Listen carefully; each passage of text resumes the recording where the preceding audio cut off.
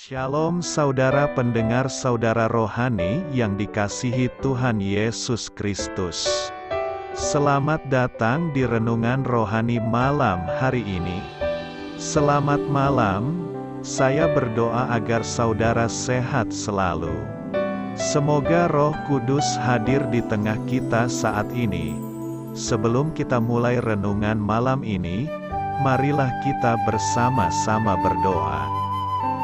Bapa kami yang di surga, Bapa di dalam nama Tuhan Yesus Kristus, kami sungguh mengucap syukur, ya Tuhan, oleh karena Engkau sangat baik buat kami. Engkau ada bersama kami dan menopang hidup kami di siang hari dan di malam hari. Engkau ada bersama-sama dan menyertai kami. Tuhan, kami memuji dan bersyukur kepadamu pada malam hari ini, kami masih bisa berkumpul di rumah kami yang kecil ini. Tuhan, saat ini kami hendak mendengarkan firman-Mu. Berilah pengetahuan dan bimbinglah hamba-Mu ini agar apa yang Engkau firmankan dapat bekerja sesuai kehendak-Mu. Buat kami jemaat-Mu, bukalah hati dan pikiran kami untuk mendengar dan menerima firman-Mu. Kiranya firman-Mu ini dapat menjadi berkat bagi kami. Berbicaralah Tuhan, kami sudah siap menerima firman-Mu. Di dalam nama Tuhan Yesus Kristus kami berdoa dan mengucap syukur. Amin. Sahabat saudara rohani, pembacaan ayat emas Alkitab renungan kita malam hari ini. Nats pilihan kita adalah, sesungguhnya, mendengarkan lebih baik daripada korban sembelihan, memerhatikan lebih baik daripada lemak domba-domba jantan. Tertulis dalam kitab 1 Samuel 15 ayat 22. Bacaan kita pada malam ini terambil dari kitab 1 Samuel 15 ayat 13 sampai dengan ayat 23. Ketika Samuel sampai kepada Saul, berkatalah Saul kepadanya, "Diberkatilah kiranya engkau oleh Tuhan. Aku telah melaksanakan firman Tuhan." Tetapi kata Samuel, "Kalau begitu apakah bunyi kambing domba yang sampai ke telingaku, dan bunyi lembu-lembu yang kudengar itu?" Jawab Saul, "Semuanya itu dibawa daripada orang Amalek, sebab rakyat menyelamatkan kambing domba dan lembu-lembu yang terbaik dengan maksud untuk mempersembahkan korban kepada Tuhan Allahmu. Tetapi selebihnya telah kami tumpas." Lalu berkatalah Samuel kepada Saul, "Sudahlah, aku akan memberitahukan kepadamu apa yang difirmankan Tuhan kepadaku tadi malam." Kata Saul kepadanya, "Katakanlah." Sesudah itu berkatalah Samuel, "Bukankah engkau, walaupun engkau kecil pada pemandanganmu sendiri, telah menjadi kepala atas suku-suku Israel, dan bukankah Tuhan telah mengurapi engkau menjadi raja atas Israel? Tuhan telah menyuruh engkau pergi dengan pesan, 'Pergilah, tumpaslah orang-orang berdosa itu, yakni orang Amalek, berperanglah melawan mereka sampai engkau membinasakan mereka.' Mengapa engkau tidak mendengarkan suara Tuhan? Mengapa engkau mengambil jarahan dan melakukan apa yang jahat di mata Tuhan?" Lalu kata Saul kepada Samuel, "Aku memang mendengarkan suara Tuhan dan mengikuti jalan yang telah disuruh Tuhan kepadaku, dan aku membawa Agag, raja orang Amalek. Tetapi orang Amalek itu sendiri telah kutumpas. Tetapi rakyat mengambil dari jarahan itu kambing domba dan lembu-lembu yang terbaik dari yang dikhususkan untuk ditumpas itu, untuk mempersembahkan korban kepada Tuhan Allahmu di Gilgal. Tetapi jawab Samuel, apakah Tuhan itu berkenan kepada korban bakaran dan korban sembelihan sama seperti kepada mendengarkan suara Tuhan? Sesungguhnya, mendengarkan lebih baik daripada korban sembelihan, memperhatikan lebih baik daripada lemak domba-domba jantan. Sebab pendurhakaan adalah sama seperti dosa bertenung dan kedegilan adalah sama seperti menyembah berhala dan terafim. Karena engkau telah menolak firman Tuhan, maka Ia telah menolak engkau sebagai raja. 1 Samuel 15 ayat 13 sampai dengan ayat 23. Topik dari ayat emas renungan kita adalah sebuah dosa akan menjadi dua ketika dipertahankan. Mari kita mulai renungan malam kita. Judul renungan kita hari ini adalah Memberontak terhadap perintah, kisah inspiratif. Setika sedang memotong rumput, saya melihat gundukan tanah berpasir pada halaman rumput yang selama ini rata. Ternyata rupanya ada satu keluarga tikus pondok yang telah berpindah dari hutan yang terletak di dekat rumah. Kemudian tinggal di bawah tanah pekarangan kami. Makhluk-makhluk kecil ini telah merusak halaman rumput kami dengan menggali tanah dan merusak rumput yang indah.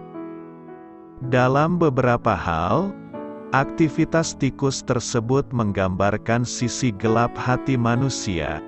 Di luar, kita barangkali kelihatan baik dan sopan, tetapi ketamakan, hawa nafsu, prasangka, dan kecanduan dapat merusak dari dalam. Cepat atau lambat, dosa-dosa itu akan menjadi jelas. Raja Saul melakukan kesalahan fatal yang telah membusuk di dalam dirinya, yaitu pemberontakan melawan Allah. Ia diperintahkan untuk tidak mengambil jarahan perang dari bangsa Amalek, 1 Samuel 15 ayat 3. Tetapi sesudah mengalami kemenangan telak, ia membiarkan bangsa Israel menyimpan ternak terbaik untuk mereka sendiri. Ketika Nabi Samuel menegur raja, Saul berdalih bahwa ia mengambil domba dan lembu tersebut untuk dikorbankan bagi Allah. Tetapi, dalih ini hanya untuk menutupi kesombongannya yang penuh dosa, yang kemunculannya bertentangan dengan Allah yang menurut pengakuannya hendak ia layani. Obat yang ditawarkan Allah bagi pemberontakan adalah pengakuan dan penyesalan. Seperti Saul, Anda mungkin mencari-cari dalih untuk membenarkan dosa Anda. Akui dan tinggalkanlah dosa itu sebelum terlambat. Amin. Marilah kita renungkan di dalam hati kita. Pidato Samuel yang panjang lebar menegaskan pesan yang disampaikan para nabi. Tindakan penyembahan dan ritual di luar ketaatan yang sungguh-sungguh, pada dasarnya tak berharga bagi Allah maupun bagi yang bersangkutan. Karena inilah Nabi Yesaya dengan keras mengecam bangsanya karena ritualisme mereka yang kosong. Apa gunanya? Ratapnya, segala korban, perayaan bulan baru, sabat, pertemuan-pertemuan, dan masuk ke dalam bait Allah. Alangkah sia-sianya segala aktivitas dengan kegembiraan meluap-luap yang Allah sebutkan sebagai telah jemu dengan semuanya itu. Yesaya 1 ayat 11 sampai dengan ayat 15.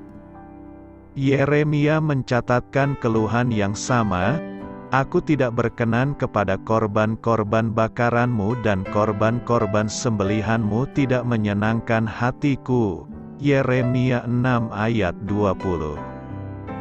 Kepercayaan bangsa ini sedemikian tertipunya pada penyembahan palsu ini sehingga Yeremia kemudian mengumumkan bahwa Allah menginginkan lebih dan pada sekadar korban-korban bakaran tatkala Ia membawa Israel keluar dari Mesir.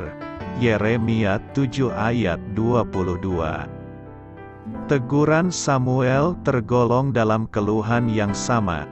Teguran ini tertuang dalam puisi yang serupa dengan yang tertera di atas, juga memiliki bentuk peribahasa.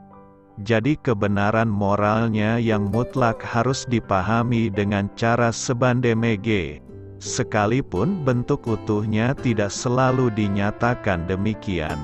Seperti, orang Harua membaca yang berkesan, yang ini dulu barulah yang itu. Allah mengindahkan pengorbanan, namun Ia tidak emgem menikmatinya di luar ketaatan penuh kepada firman-Nya atau sebagai pengganti hubungan kasih dan kepercayaan secara pribadi. Cinta kasih agamawi yang sejati kepada Allah berawal di dalam hati dan bukan dalam perbuatan-perbuatan penyembahan atau dengan jubah-jubah dan upacara yang menyertainya. Kasih Tuhan tak pernah berkesudahan bagi Anda dan keluarga. Terima kasih Ibu, Bapak, Saudara dan Saudari sudah berkenan mendengarkan renungan malam Saudara Rohani. Tuhan memberkati. Amin.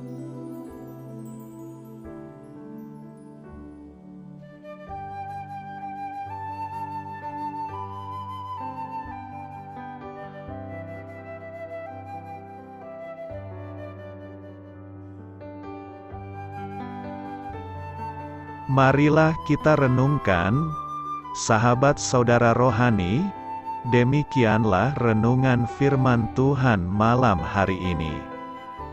Semoga menjadi berkat di dalam hidup kita dan menjadikan kita pribadi yang lebih baik. Sebelum kita beristirahat pada malam hari ini, marilah kita berdoa.